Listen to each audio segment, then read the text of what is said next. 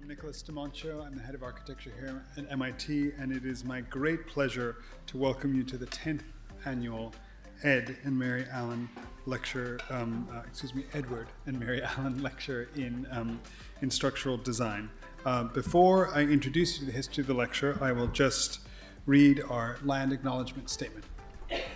MIT acknowledges indigenous peoples as the traditional stewards of the land and the enduring relationship that exists between them and their traditional territories.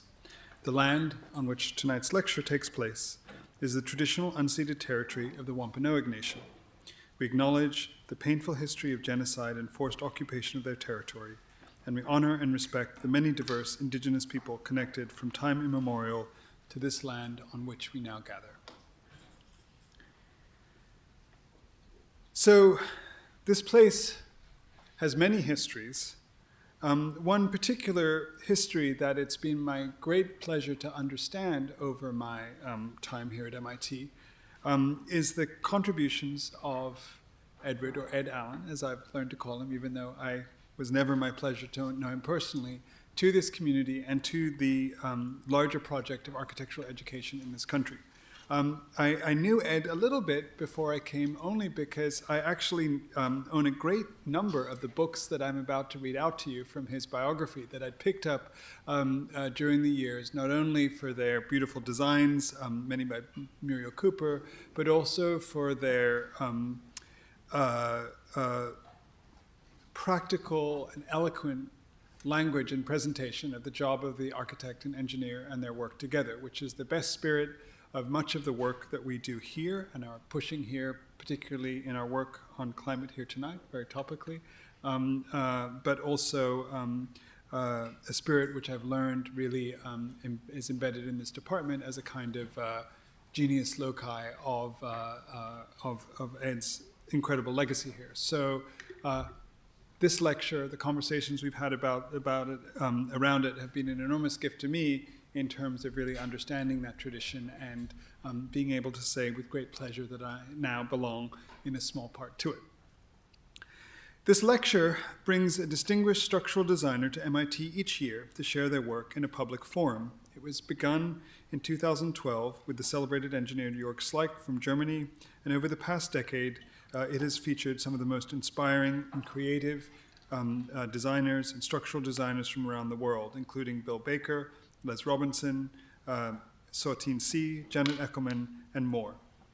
We're very happy to have Mary Allen and the members of the extended Allen family with us tonight for this lecture in memory of Ed, who is a member of the faculties not only of this department but also Yale, and is frequently taught as a guest at many other institutions around the world. His many books include Fundamentals of Building Construction, The Architect's Studio Companion, The Responsive House, Forms and Forces, Shaping Structures, and more.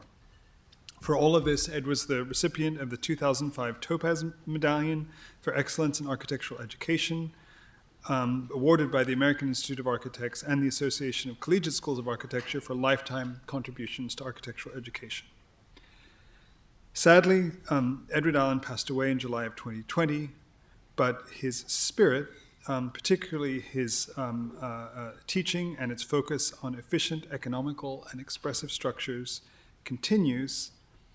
And this continues, of course, in the spirit of the Edward and Mary Allen lecture in structural design. I am going to embarrass Mary a little bit more by saying she's also a distinguished educator and scholar, having taught biology at Wellesley for more than 30 years, where she's particularly noted for mentoring undergraduates in research. She was awarded the Wellesley College Pinansky Prize for Excellence in Teaching in 1986 and the American Society of Microbiology Karski Foundation Distinguished Teaching Award in 1995. So with that, I would like you to join me in thanking Edward and Mary Allen for making tonight's lecture possible.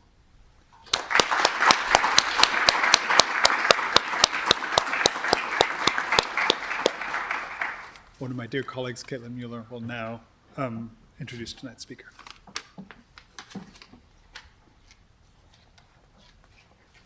All right, good evening, everyone. So wonderful to have all of you here. Small correction, I believe this is the 12th of Edward and Mary Allen Lecture in Structural Design, which is wonderful. We're so pleased to welcome Professor Kate Simonen from the University of Washington to join us here. As you'll see, Kate is an internationally recognized leader in embodied carbon and low carbon structures. I'll read about her accolades in a moment, but I'll just say we've been hoping to have you join us for quite some time, and we're so pleased that you're here with us tonight. So very briefly, I'll read about her accomplishments and accolades. Kate Simonen is the founding director of the Carbon Leadership Forum and the professor of architecture at the University of Washington. She's licensed as both an architect and a structural engineer, and she connects her significant professional experience in high-performance building design and technical expertise in environmental life cycle assessment to spur collective action to bring net embodied carbon to zero through cutting-edge research, cross-sector collaboration, and the incubation of new approaches. Kate is an honorary fellow of the United Kingdom's Institute of Structural Engineers, IStructE, and she was named Engineering News Record Top 25 Newsmaker in 2020 for her impact rallying industry to reduce embodied carbon. Under her leadership, the Carbon Leadership Forum has grown to become globally recognized for advancing embodied carbon data, methods, and policy, as well as inspiring and empowering collective action in the building sector through advances in low-carbon data, methods, and policies. With that, we're so pleased again to have you here. I think this is going to be a very exciting lecture. Please join me in welcoming tonight's speaker, Professor Kate Simonen.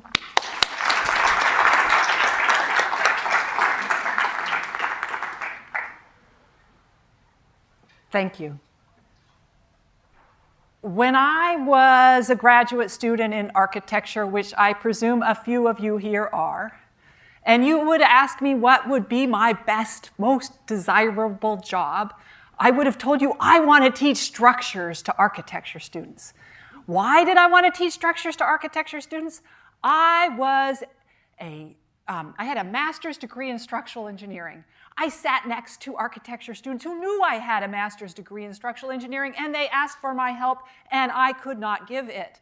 I knew how to analyze structures, but I did not know how to configure or design them, and would have taken me hours or days to calculate and size a single beam in the church that I was designing, when all I needed to know is, did I want a dome or a truss or beams? And I thought there must be a better way. If you would have told me at that time that 30 years in the future that I would be speaking at MIT as a professor of architecture at the University of Washington, I would have not really think that was likely, but it's possible. Yeah, that could be an ambition, maybe. If you would have told me that I'm going to stand in front of you and tell you I'm a climate activist, I would have said, no way, not likely. And if I would have told you I'm going to stand here with a bullhorn on the stage, which I will before the end of the year, I would have been ashamed of my future self. That's what I would have felt at that time. So when I want to talk with you today, I'm going to share 4 different things. I'm going to talk a little bit of some storytelling, and then I'm going to share with you some of my recent academic work. Then I want to have some dynamic conversation and leave with a little bit of call to action, and maybe we might change the order around that a little bit, but something around that in here. I don't travel very much anymore to talk. And I am here today. I'm here today because of Dr. Mary Allen. I am here today because of the experiences that I had with her and as I had with Ed. So as a young teacher of structures, while I was practicing structural engineering, and I was teaching at California College of Arts in San Francisco, and I got flown to a teaching structures and architecture conference. That sounds like a good thing to send a young teacher to, so I got sent to there. And while there, Ed was explaining how to do graphic statics, so I sat in a workshop. Were you there? Yeah. Bob. Maryland, right? Was that in Maryland? Yeah, maybe, or I don't know. So, and he explained how to do graphic analysis of structures. I was a licensed structural engineer at the time, and it blew my mind. Oh, no. I see the world in a totally new way. sometime, Mary and I talked. She doesn't remember me, but I remember her. We were at a conference together, and she sat next to me on a bus. So I sat next to her on the bus, and we chatted. And during that time of chatting, she talked to me about her relationship with Ed and her role as an academic. And I don't think it's, there is not enough diversity amongst the faculty of architecture in architecture programs or anywhere. There's not, when I was a student, it was nearly 50% of the students were women. Yet still today, no more than 20% of the licensed architects in the US are women. I have very few role models of full professor women that I can look forward to and see. And she was one who talked about her career as one of joy and exploration, and it really inspired me. And I remember that to today. So thank you. And it is for that and the fact, that John asked me to, that I'm here. So I just want to highlight how influential these books are. The Fundamentals of Building Construction, it is not always that blurry, is a foundational reference that if you have it in your bookshelf and you ever want to know what somebody who has 20 to 30 years of building construction experience knows, read the book. It's maybe not, it's very pragmatic. It goes through exactly what's happening. It tells you how to build buildings. I'll tell you, anytime that I read something that I'm an expert in that book, I agree with it, and so I go to it in any place when I'm not an expert. It helps you. And I use it in my teaching, from facade design classes or prefabricated construction. I swear it's my go-to place when somebody is looking to understand conventional building construction. The Architect Studio Companion, my hero. It takes 30 years of experience as a structural engineer and puts it into easy-to-use graphs and charts so you can understand how to design buildings, so that I can teach structural architecture students how to configure structures and work with the understanding the load path and framing plans and estimating sizes in the level that any architect needs to know. How deep is it? How far can I span? And how long is the cantilever? Things that are useful in the early conceptual design stage, and they are useful to structural engineers. Structural engineers just don't get taught that. They're expected to absorb it over the first 10 to 15 years of their practice, and then eventually they will deploy it. And then there's form and forces and the graphic statics. The graphic statics transformed what I see students able to accomplish in terms of analyzing complex trusses in particular, where what went from a mind-numbing geometry, trigonometry problems into something that's fun and delightful and understanding how to shape structures.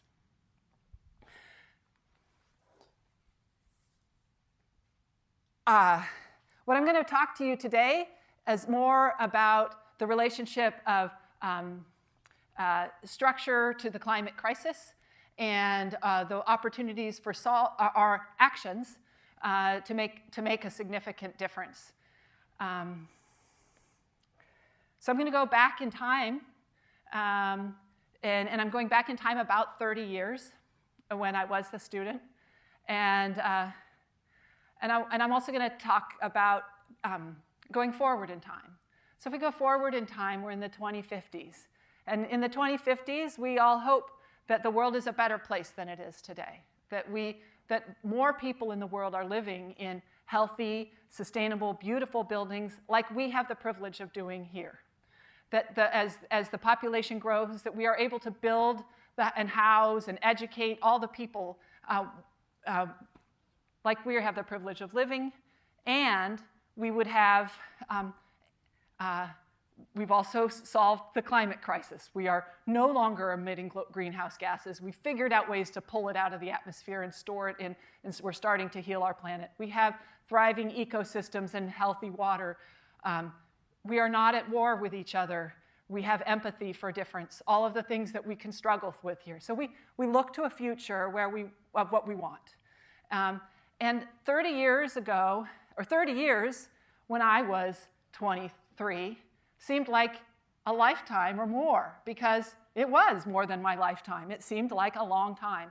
But in my 50s, I can see 30 years in the past and 30 years in the future, and I can see things that I know it's going to come faster than we think, and I also know that more change can happen in that time than you could even imagine.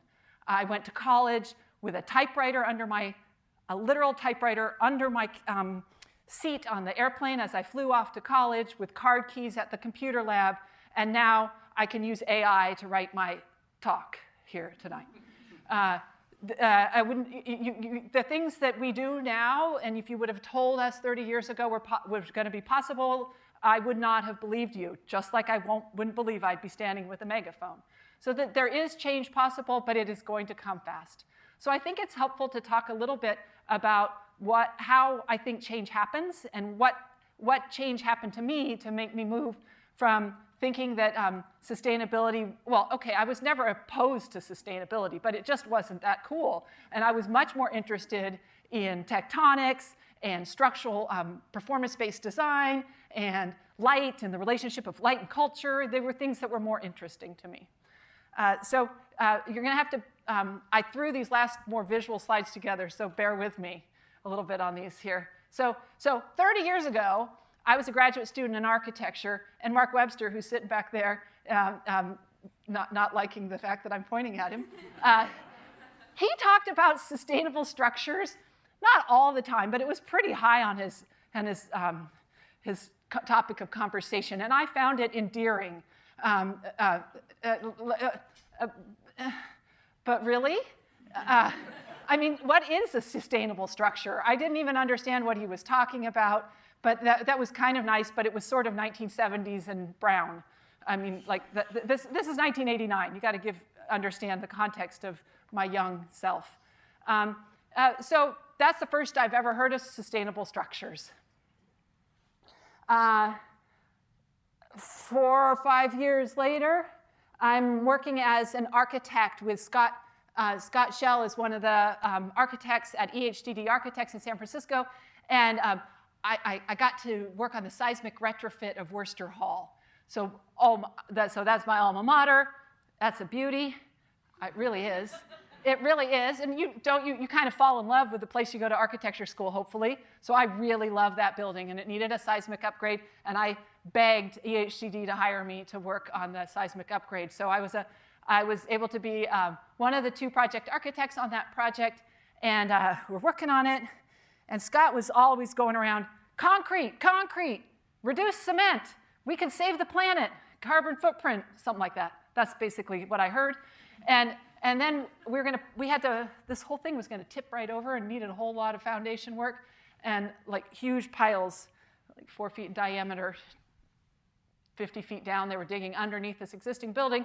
And I thought, oh, I wonder if we could put in some of this concrete Scott has been talking about, this low-carbon concrete. And I'd heard it was hard to use because it took a long time to cure. And I was like, this is a perfect place. There's not going to be an earthquake until the concrete cures. So let's try it. I called up. So I picked, this is what I remember. It's 7:30 at night, and I called somebody, or couldn't have been, but let's say it's 4:35, and I called the structural engineer because we didn't have email. And I called him and I said, hey, I got this idea. Do you think we could put low-carbon concrete in the foundations of Worcester Hall? And he says, I don't know. And I was like, well, can we just change out the fly ash? And he's like, yeah, probably. And it's okay. Could you change your specs? And he says, yeah. And do we have to ask? We talked about it. Do we have to ask anybody? No, I don't think we have to. No, I don't think we have to. So he changed the specs on the structural engineer changed the specs, and I felt like, cool. And then I thought, I wonder how Scott's saying that we're going to save the planet with this. I don't know what is it. So I tried to estimate how much carbon savings did we do by changing the concrete mix in those foundations. And I'll tell you, I have no idea how I figured this out, because there must have been internet, but I can't really remember searching for things. But somehow I found the volume of concrete, an estimate of the carbon footprint of concrete, and then I translated that to my commute, by driving. And because I was a bike rider, I rode my bike everywhere, and I'm a good person, take public transportation. And how many years of commute savings do you think I could save by changing out the foundation of that one building? 2, 4, was more than my entire life. I can't remember what it was, but it was, and I don't know if the calculation was right. I'll tell you that. But I was like, whoa, it's a big number. It's a really big number. How can I can make more difference in one building and what is probably about 15 minutes of conversation with a structural engineer than all of my commute choices. So the choices I make as a professional are radically outweigh the choices I make as an individual. And that was an aha moment for me. Then Ed Mazaria. I was at another conference where Ed was talking, it must have been right around 2005, and he issued the Architecture 2030 Challenge. And I'm trying to channel a little bit of Ed because he got you all getting going. He was like, you're gonna sign the 2030 commitment. You know, you're gonna go out and make a difference. Well, this was in 2005. 2030 was 25 years ago, and you were 25 years in the future, and all you had to say is you were gonna make your buildings net zero by 2030. Of course you could do it in 25 years. And so I had my own practice at that time. And so I adopted the 2030 commitment, which meant that I had to make all my buildings a little bit more energy efficient at the time. And I told all my clients that I was putting another ½ inch of insulation in their walls in those residential buildings, and it was pretty easy. But I'm gonna do that. I then around 2008 was with a group, Ben and Phil, and we were looking to start a green prefab housing company. We managed to have one house made. That's not a company. That's one house made with prefab medical studs. But we had a plan that we were going to make a glass and aluminum curtain wall in Asia, where we had some contacts that could make some high-quality materials and for low cost. And then we're going to ship them to Hawaii and California and snap them together and make net zero energy homes. So that was a green company. But can you do that? And is that green enough? And so we asked ourselves that question. Other people asked their question. How could you do such a thing?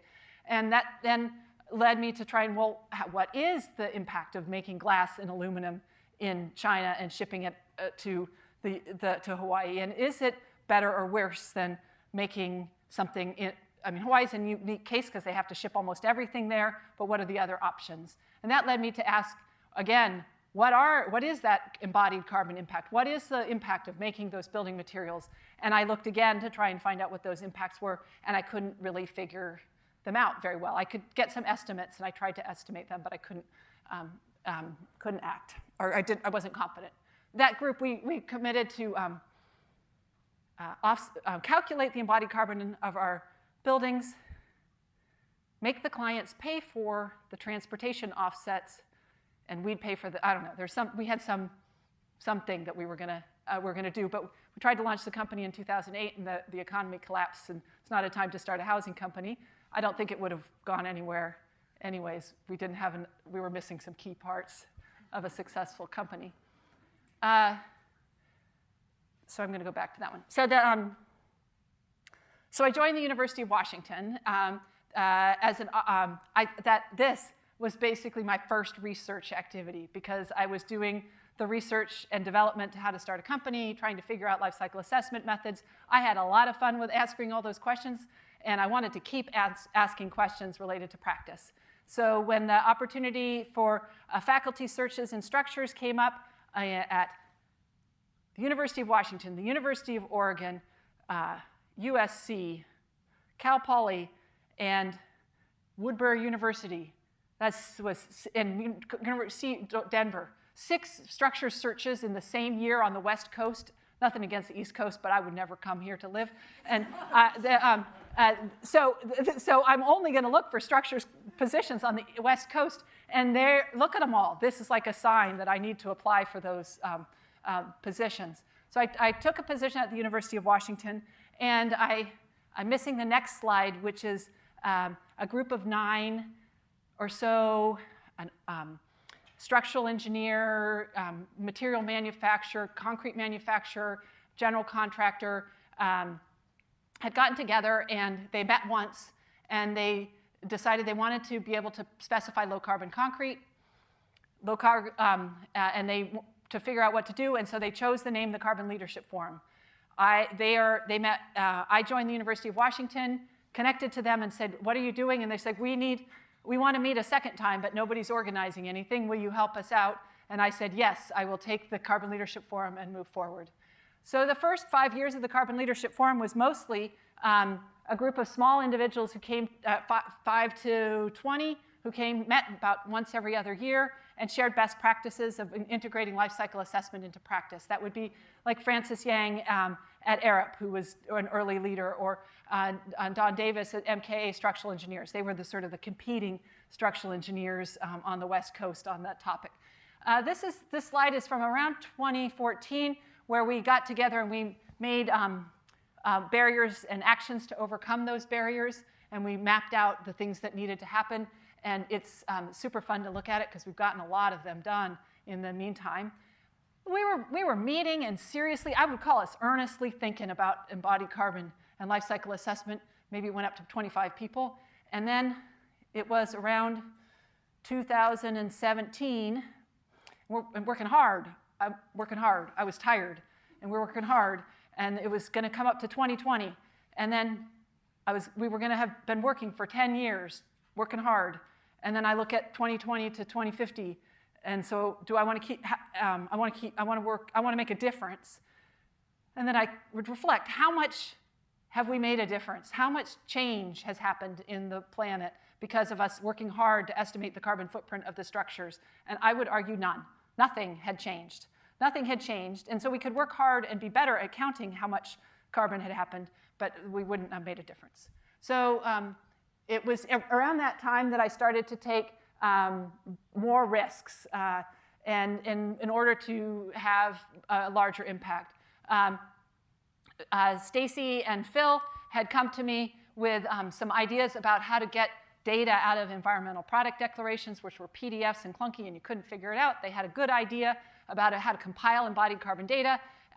Don and I, who went to graduate school with Mark and I, Don had some good connections to a potential funder, and we pitched to create an embodied carbon construction calculator tool, and we got funding for less than 20% of the total amount, and then we announced to everybody that we were going to do it, and we just kept doing it and raised money the whole rest of the way. That was stressful. Building on Architecture 2030 Challenge, worked with Catherine DeWolf and some others to launch a challenge for structural engineers, which has now grown into the Structural Engineers 2030 Commitment Initiative out of the American Society of Civil Engineers, Structural Engineers Institute. And so we're looking at, the orange band is the reduction in carbon emissions from architects, the blue band is from the structural engineers, and the green is from the systems engineers, looking to getting to a total carbon reduction. So and I have Julie Janinski's over there, who's a great leader on the MEP 2040 commitment. And then we additionally empowered the creation of regional volunteer hubs. So there's Carbon Leadership Forum hubs. What do we say? Oh, that's kind of an exaggeration. That's our database of people who get our newsletter. So that's not the hubs. I'm sorry, that's a mistake. I grabbed the wrong image.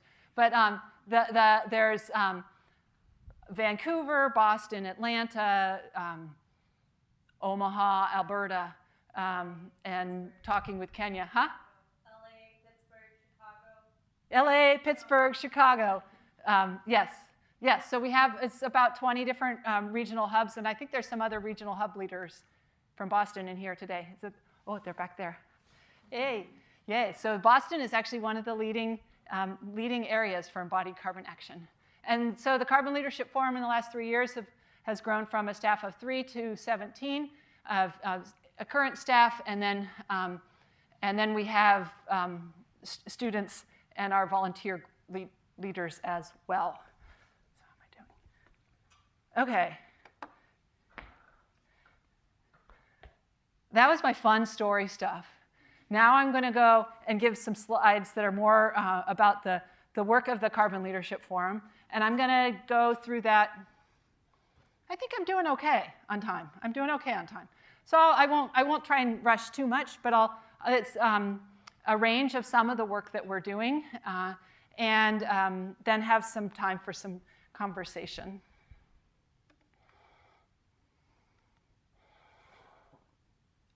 So at the Carbon Leadership Forum, our mission is to eliminate embodied carbon in buildings and materials as an infrastructure to create a just and thriving future.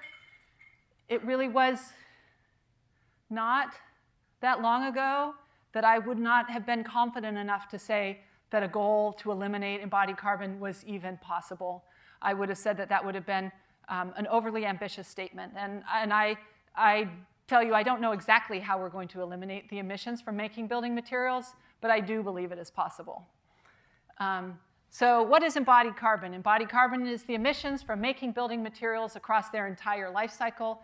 It's emissions from driving trucks to extract raw materials. It's the emissions from chemical reactions at a cement factory. It's the emissions from the electricity production used to make the factories run. It's transporting to the site, using and repairing materials over their lifespan, deconstruction, end of life, and then ideally not deconstructing and end of life, but deconstructing and reuse in a circular approach. Global greenhouse gas emissions are, if we're meeting Paris targets, we're capping in the next 6 years, and so we're starting to go down, and then we're down at 0 by 2050. And so that means that all sectors of the economy need to be addressed. So what initially from the building sector had been focused is that 18% of building emissions, because that looks really huge. And if you look at the making of building materials, then you're talking about industrial emissions, so manufacturing from factories. And there, just iron and steel production and cement are nearly 15% of global greenhouse gas emissions. And then on top of that is carpet, ceiling tiles, sheetrock, et cetera. And those materials also are transported in how we move them around. So if you can cut your pie in a whole lot of different ways. But in any case, if you're looking to decarbonize the industrial sector, cement and steel are key. And if you want to decarbonize cement and steel, the buildings are primary drivers of consumers of buildings and infrastructure are the primary purchasers of those materials. So the building industry is seen as a major part of decarbonizing industry. From an architectural design perspective, I'm not arguing that it's not an embodied carbon versus operating carbon battle of like which one's better or more important. It's a total life carbon reduction, so that needs to take a comprehensive approach.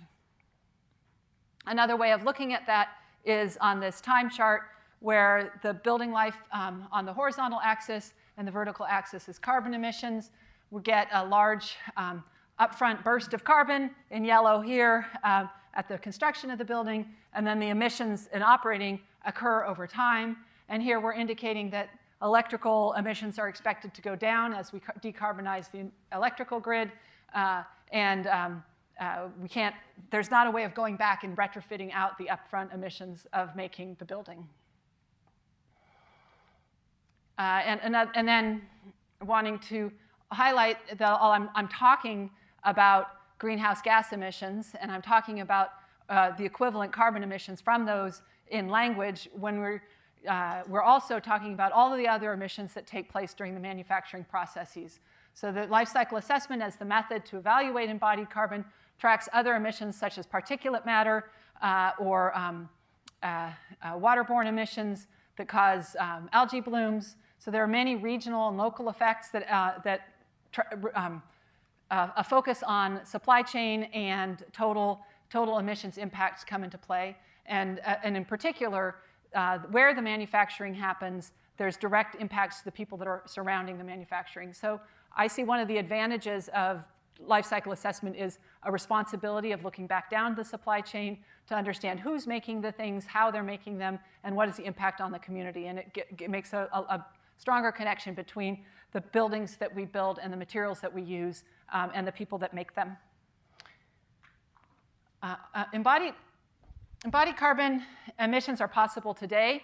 I typically talk about 3 main strategies. The first one is just build less, reuse a building, build half as much building as you need.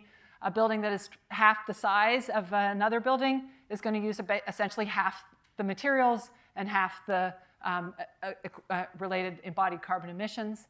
The second category is optimizing system. This is where you try and say, should I build my building out of mass timber or concrete? Should I really have that cantilever that cantilevers out 453 feet, or could I have 3 columns underneath them? Maybe. Or maybe I could use a form-active structural slab, as I heard earlier today, or form-active foundation systems. Can I design for disassembly? So all that's really the design and detailing space. And then the third type is on optimizing procurement. So I know I already need to buy a concrete, or I know I'm going to buy steel. Can I incentivize and purchase a lower carbon option? And so when talking about this, we'll often talk about materials approach or a buildings approach. And both, they're not in conflict with each other. An optimized building would be taking both approaches, that we choose to build the smallest building possible, or we renovate an existing building. Instead, we optimize how much materials we use in making the building and how they will perform over their total life cycle. And then at the end, we choose to prioritize purchasing of the lower carbon options of similar things. You could also think of embodied carbon from a circular economy principle, that from the very beginning, where do you think about where you build, how you build, then exactly how you, where you build, how you build it, what you do with it when you're done with it, and then what do you do with the materials and at their end of life. So as Catherine DeWolf talked in her talk at Harvard today, she talked a lot about circularity principles and really being able to close that gap of when you're done with a building, how do you turn the results of that no longer needed material into something useful for somebody else, and what are the social and economic barriers to that work? So I'm going to go through a couple of different projects, and now I'm going to be channeling my team. So on each of them, I'm going to highlight them with the team member who's leading that work. So the first one is around the version 2 of the benchmarking study that's being led by Brad Benke. This builds off of work that I did with Catherine. Here you can see one of the graphics from a paper we wrote for TAD, the Journal of Technology, Architecture, and Design, in which we should brag a little bit. We won an award on that paper. It was Best Paper Award, and which gave that work. You can see all those little dots. See how wide the spread in all those little dots are? Like on public assembly is between 100 kilograms of CO2 per square meter and 935. So from this result, there was difficult to draw any very narrow conclusion findings, but by the result of the study, I can now tell you the order of magnitude of embodied carbon. And so before that study, I wouldn't have confidence to be able to tell you that the range is normally between 200 and 900 kilograms of CO2 equivalent per square meter. The second study now is collecting a fresh round of material quantities for both structure and architecture, and ideally interiors and mechanical systems, with the aim of being able to update the benchmarking with more deep resolution of detail, so that we can dive down into understanding the impacts of different material choices at a range of different scales, and have a data set that we can analyze more robustly than we had from the previous one, which just collected a single data point for each building. Two. Embodied carbon, three. Embodied carbon, area, floor height, height of the building. And then we're also working to collect operating carbon emissions so that we can get towards total life carbon. We're expecting preliminary results from that in early 2024.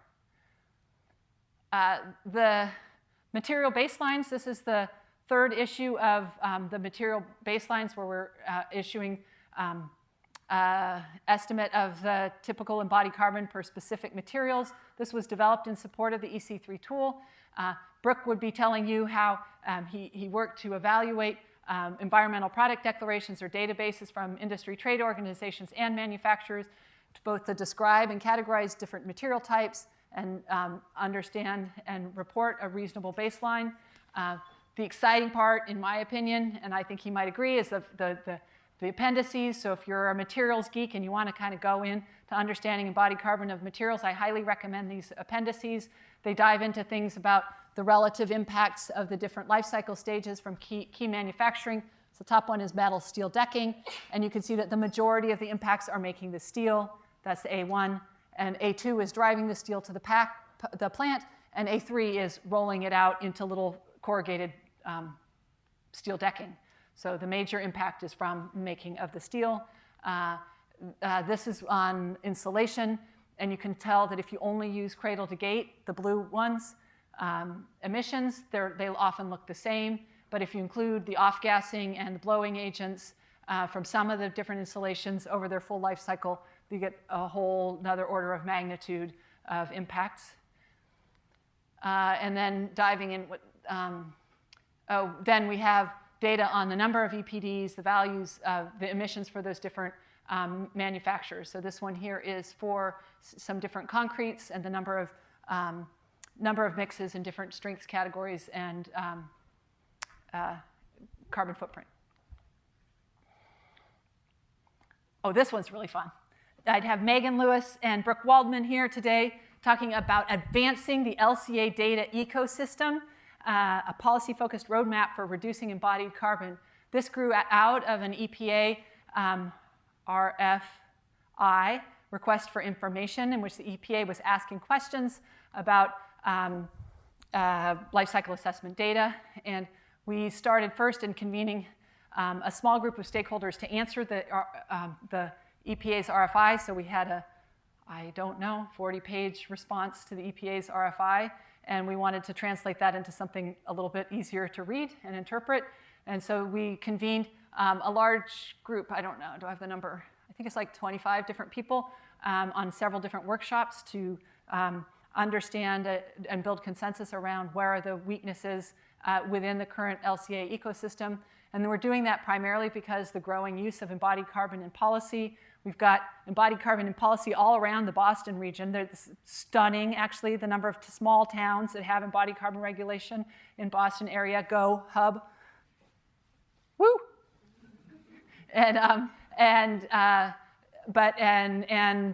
Coming out through the federal government, through the Inflation Reduction Act and the Infrastructure Something Act, there's a lot of focus on use of life cycle assessment. And so that means at the present, we're shifting away from what were voluntary use of a life cycle assessment. So most of the work in the past was individual firms or private building sector owners who were asking for low carbon materials and solutions. Now we got the federal government going out to bid on projects and awarding incentives for lower carbon solutions. There's a closer look and need to have more clarity about the strengths and weaknesses of the data that's behind it.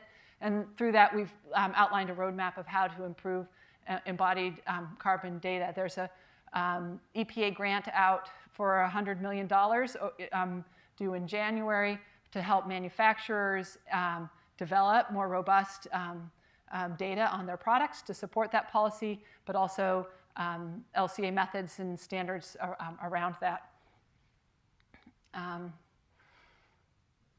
This is Megan Kalsman.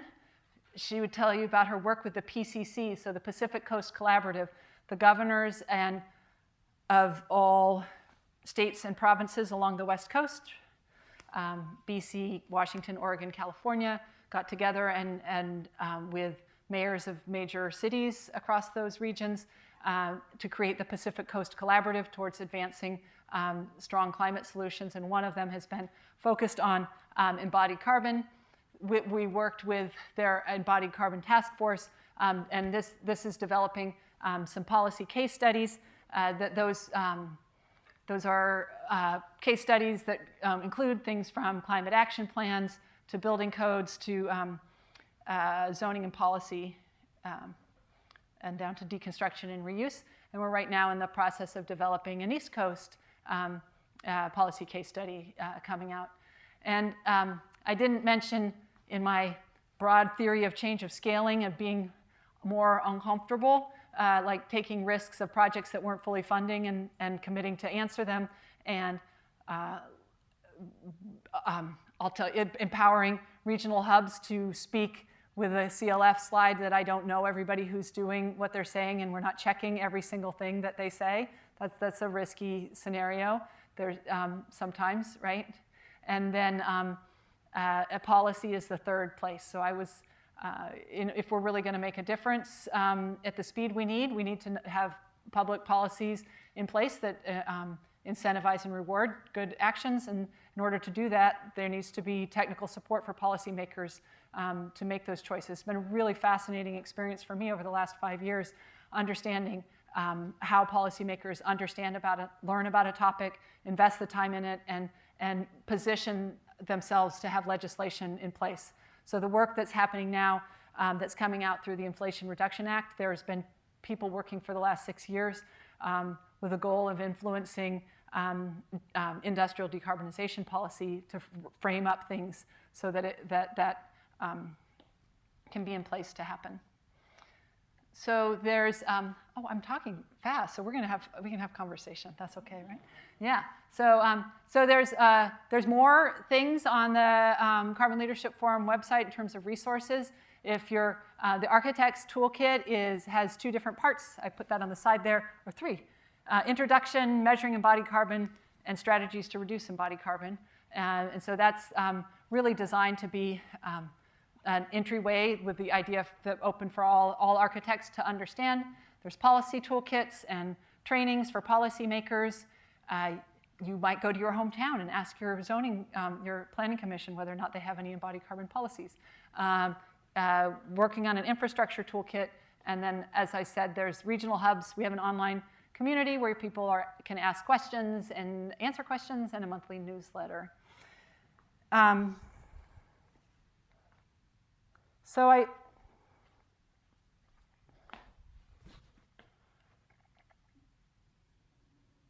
there's more. There's things that happen. Lots of things are happening. There's also a really, it's a really exciting time. And I would say, so I'm going to advocate for a total carbon perspective in your work. There's all sorts of different places. These questions aren't answered, and there's lots of interesting questions to answer. And there is only going to be growing understanding and awareness and interest in answering those questions. And as I started out, I talk about change, and I think about change is, change really only happens when you have people finding the place for where they have agency to make the change. So when I was an architect, my agency was on that one building, and the rest of my other work was nothing. Well, nothing related to carbon. I was, and I had a lot of fun and interest in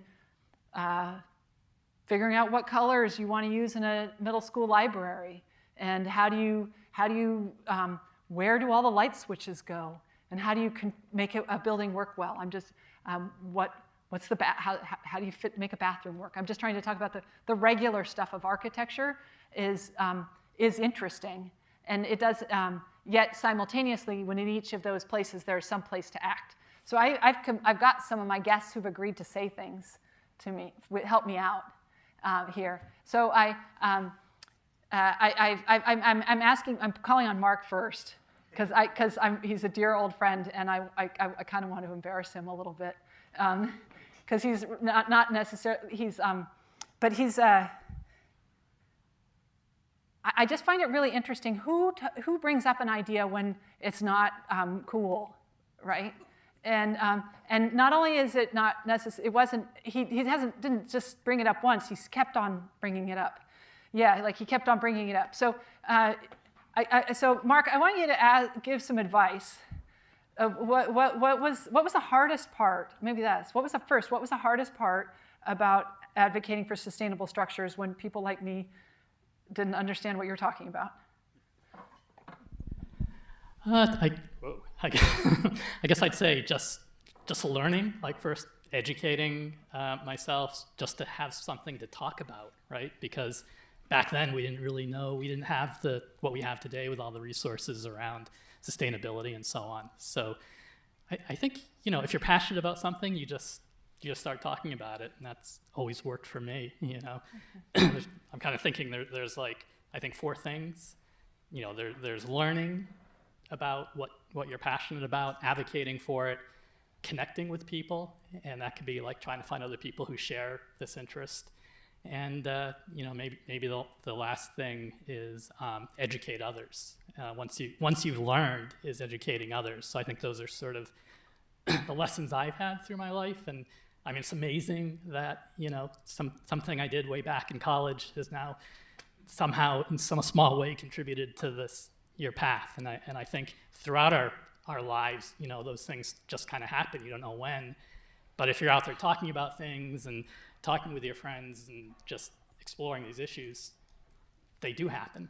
Mm-hmm. So I guess that's what I would encourage. And maybe if it's just to give an example, when I went to SGH in the late 90s, and nobody was really talking about sustainability again, like usual.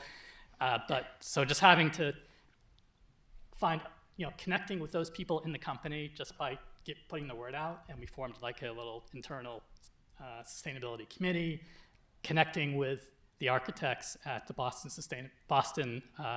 Society of Architects, BSA, had a committee on the environment. So there was nothing going on in engineering, but I could go out to the architects and discuss these issues with them. So the word kind of got around in the company, and I also was connecting with other engineers around the country at that point, and started up a Yahoo user group just for people to converse about these things. So that was all great. Things seem to be slowly changing. Then one day, Don Dusenbury, who is a principal at SGH and really involved in SEI, came up and said, SEI wants to start a sustainability committee. Would you be interested in getting that going? I was like, yes, here we go. And connected with Dirk Kestner, who was also working at SGH at the time, and we started the committee. And now it's like one of the most active and biggest committees at SEI. It's just fantastic. So maybe that's just another example of how maybe using those four rules, things happen. What were those 4 rules again? So I actually kind of thought of even like an acronym. So LACE, L-A-C-E, learn, advocate, connect with others, educate those who, okay. Once educate other people. Awesome. Thanks, Mark. Yes. Okay, and I want to go on. I'm not supposed to do that. I can talk like this, yeah. So I'm talking about total life carbon. Julie Janicki, Bro Hoppold, MEP 2040. Yeah. What do mechanical okay? Why are you doing this? What are you doing, and why are you doing it? How long of an answer would you like to that question? About like what Mark did. All right, great. So I would say the first time I came across embodied carbon was 15 years ago in a master's program at University of Sydney. Didn't do anything with it until about 10 years ago when we were working on the Atlanta Stadium, Mercedes-Benz Stadium in Atlanta. Bro Hoppold was doing the structural engineering for that project. I was working with Roderick Bates and Steph Carlisle, Steph is on your team. And they had just set up the Tally program, and they were looking for people to try to beta test this idea. So our first LCA was on massive stadium, which I would not recommend. Choose a smaller project for your first study. But learned a lot, tons about carbon, fly ash, et cetera, et cetera. And as we started to continue down this journey, we made a really clear connection between all of the impacts that structure can have, as well as facade and interiors and systems, and sort of put our hands up and said, hey, who's working on mechanical systems when it comes to embodied carbon? We know what the energy looks like. What can we do in the embodied carbon space on this? What does it mean for a project to think about every single system and not just structure and facade? So we got together with a couple people from my company and a couple people from a handful of other companies, very passionate on this topic, very similar to Mark's enthusiasm, and sort of asked each other, like, what can we do about this together? And because SE 2050 existed and Architecture 2030 existed, we had this idea of a format, and we talked to you and your amazing staff at CLF about what the MEP community, what the systems community could do to try to tackle this question. I would say I don't have an acronym for for anything like this, but somebody else came up with one, and now I don't remember who to credit. There's a project going on right now called ECHO Project. It stands for Embodied Carbon Harmonization and Optimization Project. And I think Vince Martinez from Architecture 2030 put it best when he framed it in the idea of radical collaboration. So not only are we talking about whole life carbon when it comes to embodied and operational, we're also talking about it from discipline to discipline, structure, facade, systems, interiors, et cetera. We're also talking about it across all of those organizations. So for the first time ever, Architecture 2030, SE 2050, MEP 2040, we will figure out the years, don't worry. ASHRAE, USGBC, ILFI, I can't even remember all of the organizations, there's like 24 of them, all came together in the same room to have a conversation about how important it is for us to use the same language so that we can answer the whole life carbon question. And we're so excited to be at the table. Thank you.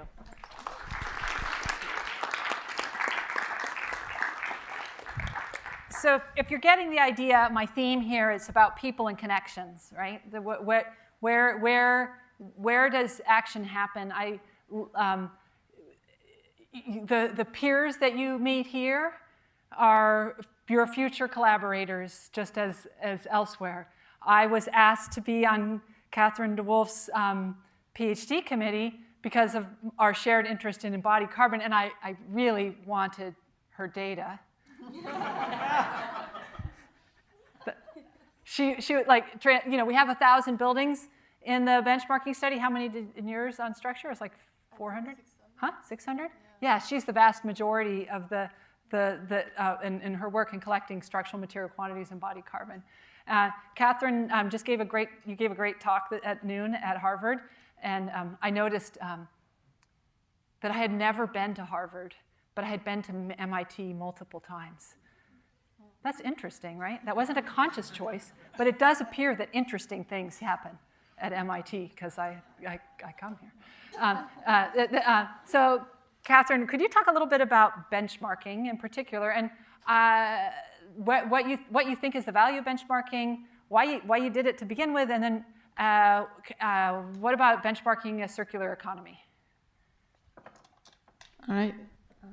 Maybe I'll stand around. So I think when we started benchmarking embodied carbon, we knew about how to calculate operational energy of buildings, more or less. I mean, there were still some debates on how accurate that was compared to real life and simulations.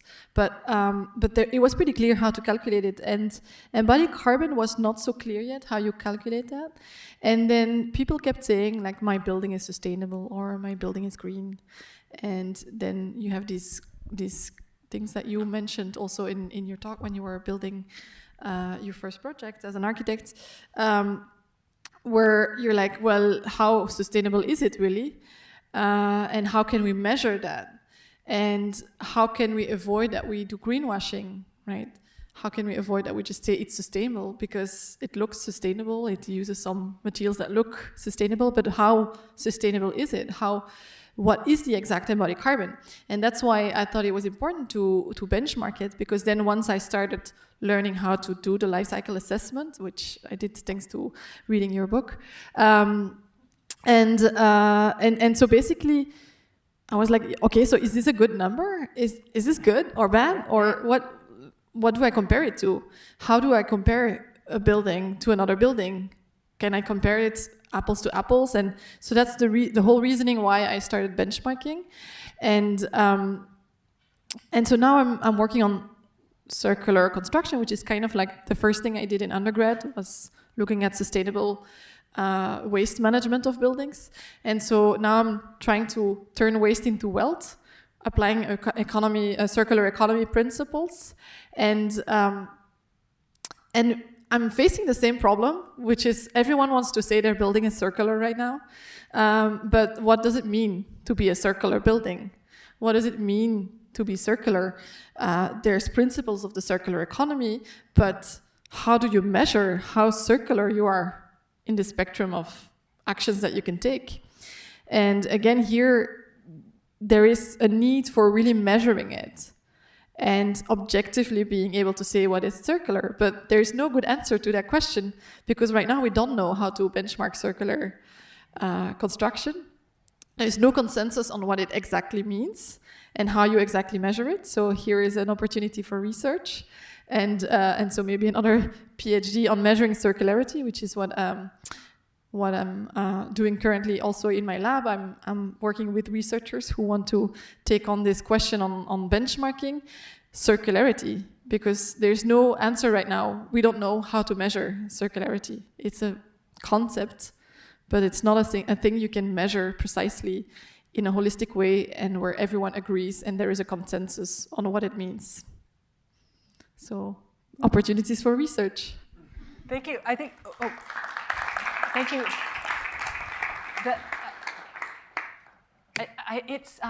It is so fascinating when you don't know, when there's not knowledge.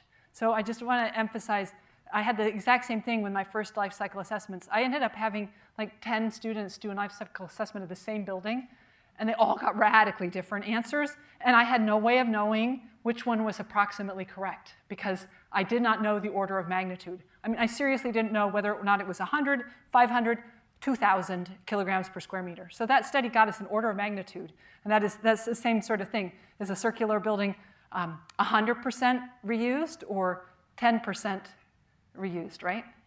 And do you measure by mass or money, or? Do you measure reuse? Do you measure regeneration? Oh yeah, like and how, like, what do you give, like, partial credit for things that you melt down and other? Yeah. Do you give the credit to the one who gave the material for reuse? Oh yeah, yeah. Reusing the material. Yeah. Who owns it? So there's so many questions. It's like 10 times more complex than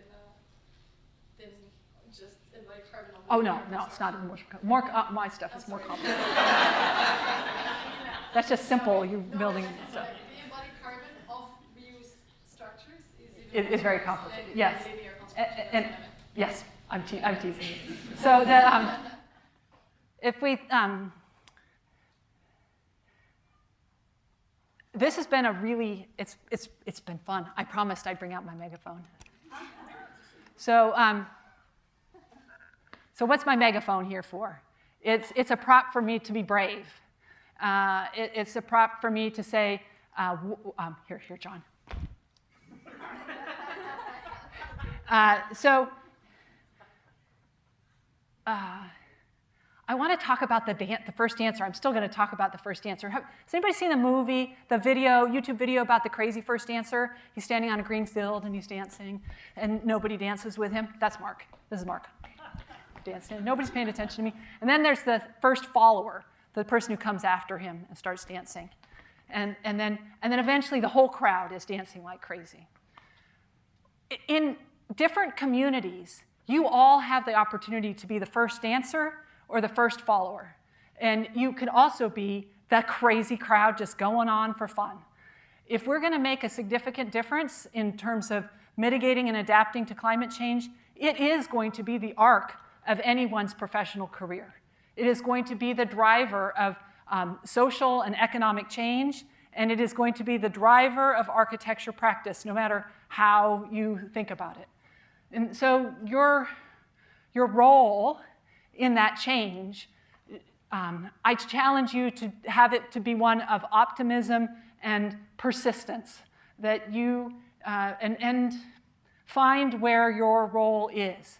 It doesn't have to be the person holding the bullhorn, And it doesn't have to be the person who spends all of their life researching circular economy.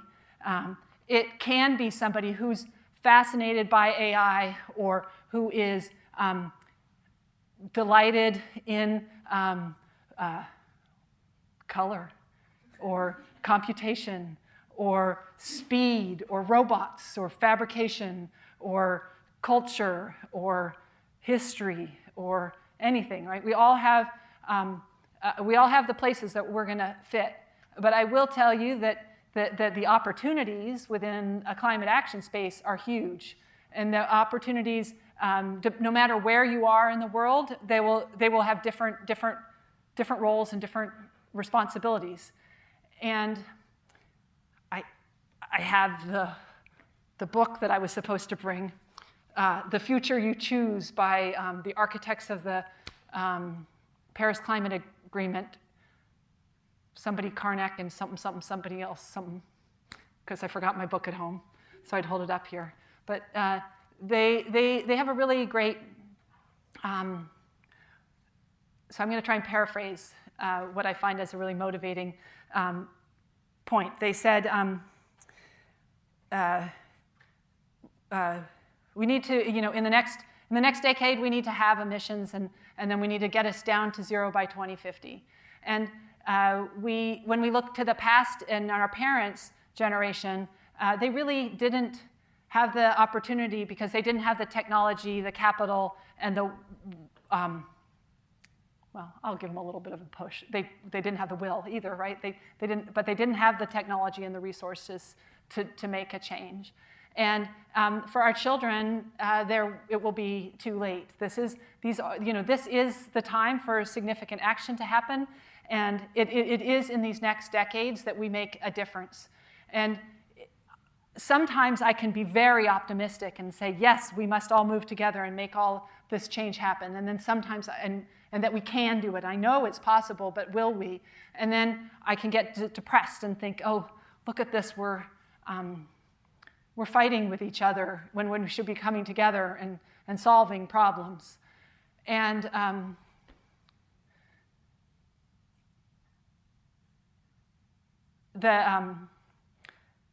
the only choice that I think we have is to have faith and optimism in the opportunity of people and our native goodness to not individually, but as a collective whole, that we will continue to do better over time, and that we all must do better over time. So I guess my hope for you is that you do not despair when things seem hard, and you look for where you can make a difference and take advantage of where you have agency to make that difference in whatever way you find. And when we arrive at 2050, I doubt we have achieved the picture of the future that I would like. I think that's not likely. Just like 50 years ago, we were not, we're going to keep changing. But it's only through that consistent persistence that and an optimism of the faith that we can make it better that we will. So I think that's my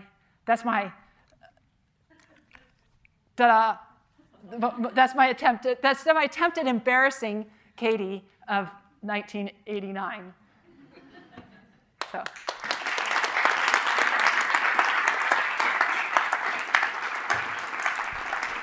Wow. Kate, thank you so much for such a positive and inspiring and galvanizing experience for all of us. I think this was a really special and unique way that you shared all this wonderful work with us, and I think we're all very excited. We have time for a few questions or comments from the audience. I'm going to start with Professor Nicolas Desmonchaux.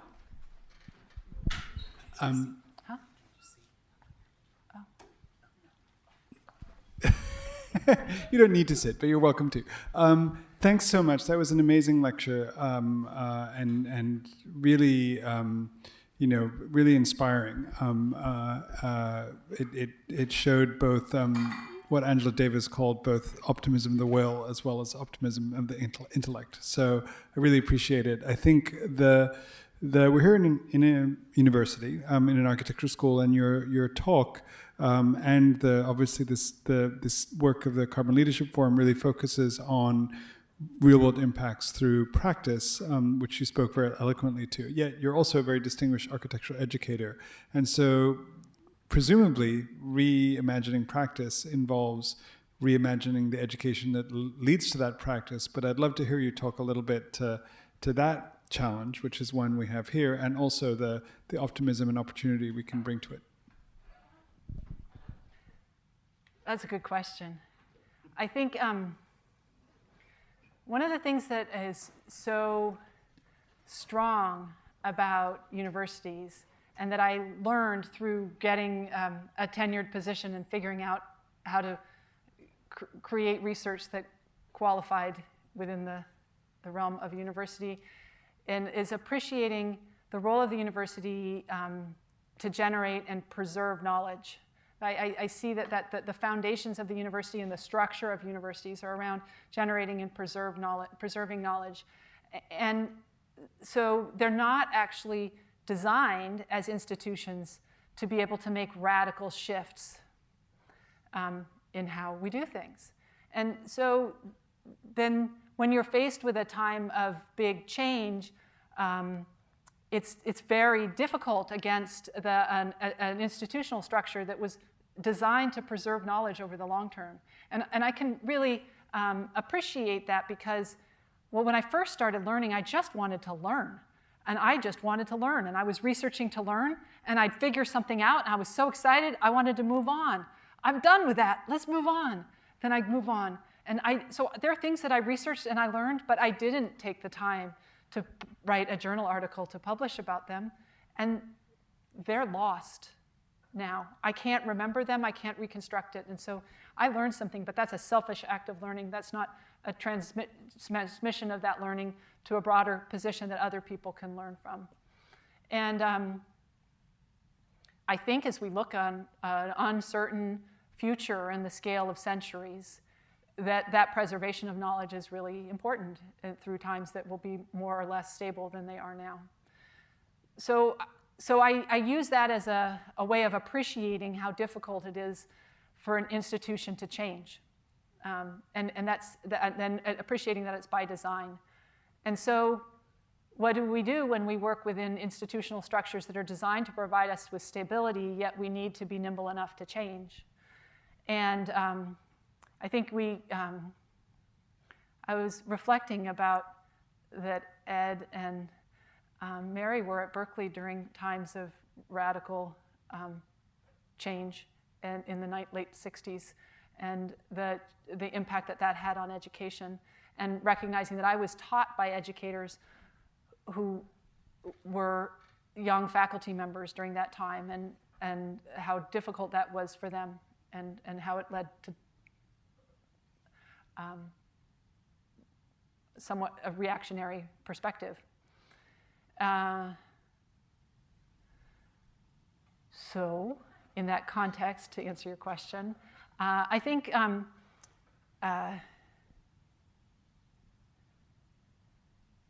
that the amount of change is larger than we can appreciate, because it's sort of like molasses covering something that you're not paying attention to.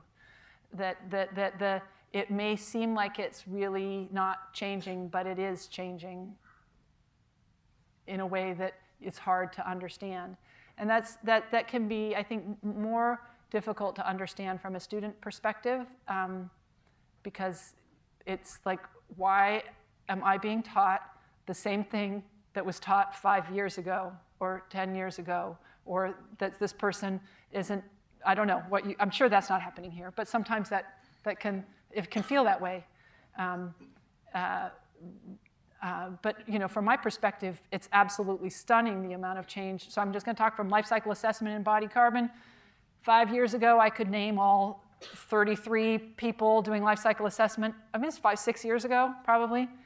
it was really 33 people doing life cycle assessment in embodied carbon. When we brought the EC3 tool to Greenbuild, we did a concerted like promotion event, and we got people going, and we gave out little pins, and that was like the buzz. It was the hot topic. You go to Greenbuild now, there's people talking about life cycle assessment and embodied carbon all over the place. There's people doing stuff.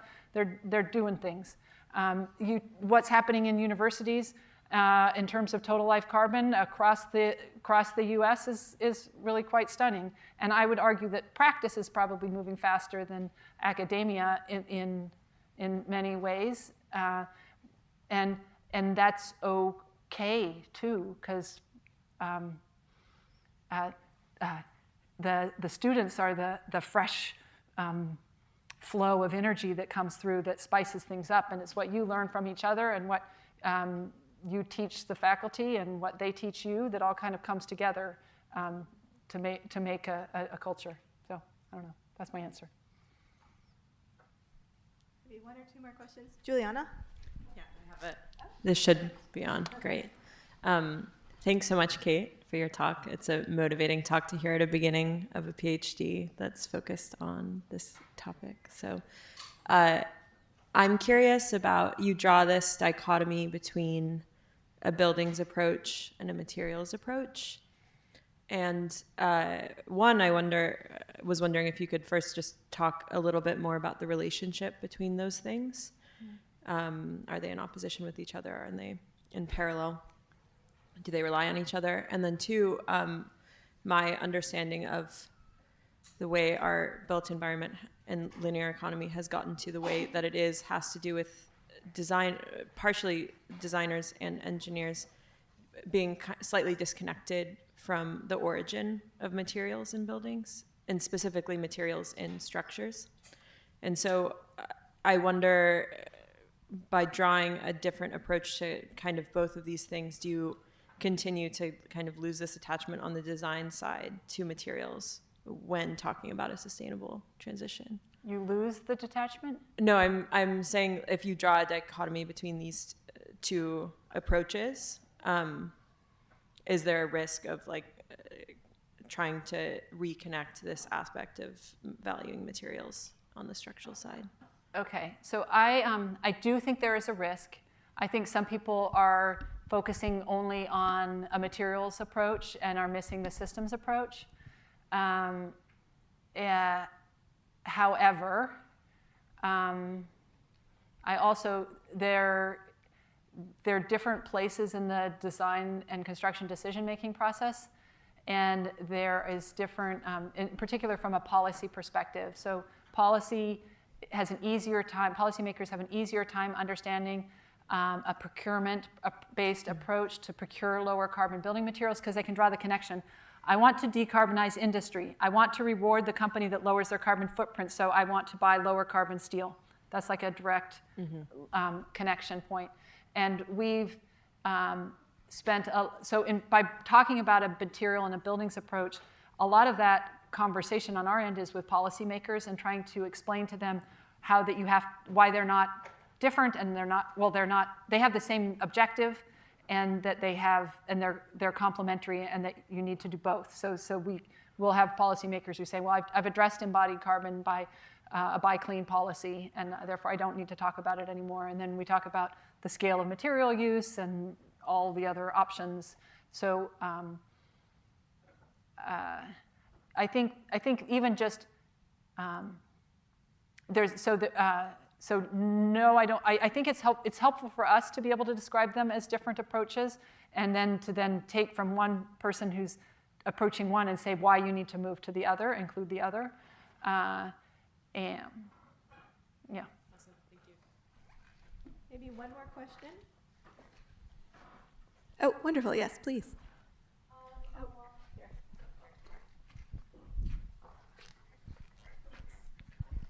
Okay, hello, thank you so much for your presentation. I had a question towards the social and kind of political part that you spoke about. And I was hoping to ask any advice you might have, as I'm currently in the MArch2 at GSD, and we're talking a lot about how adaptive reuse and carbon footprint can specifically help marginalized communities, specifically low income, immigrant, etc. And like, what would be some advice you can give in terms of how we can kind of initiate proposals or projects that are specifically tied to helping these communities in need, when it seems that a lot of the times those resources are not necessarily allocated to those marginalized populations? So some motivation or some advice you might have in terms of how to stay optimistic in bringing in these technologies in the most needed places in the planet. Thank you. So you're going to end me on a hard question that's not in my immediate domain expertise, but I'm going to attempt to answer. So I think the first question that one needs to ask is understanding what are the interests and values of the community themselves, and how does what are their priorities. And so priorities might be jobs, priorities might be clean air and lowering asthma risk, it might be healthy homes or lower energy bills, right? So I would say that personally, I find myself challenged with a perspective that tends to think that I know the answer and I know the best solution. And so I think that that means it's harder work to understand what a community's priorities are. And when John and I were just talking a little bit about that society needs enough space in it for us to appreciate all these other opportunities. When lives are so hard that you are working 12 hours a day and you're worried about your children's safety and hunger, whether or not you're going to worry about lower carbon insulation materials seems low on the likelihood.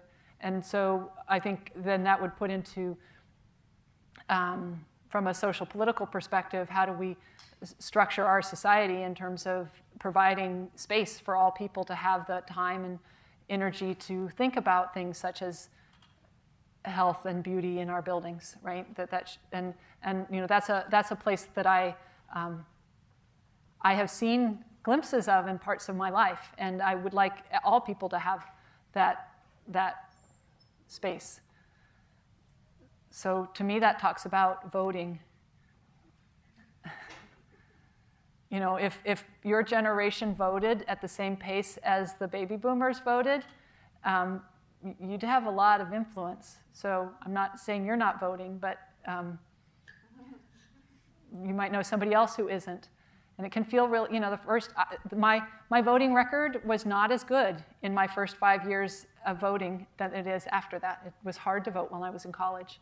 I didn't know who was running for supervisor in San Francisco. What did my vote matter? And so I would vote. Well, Election Day is next Tuesday, in case anyone didn't know that. And thank you so much, Kate.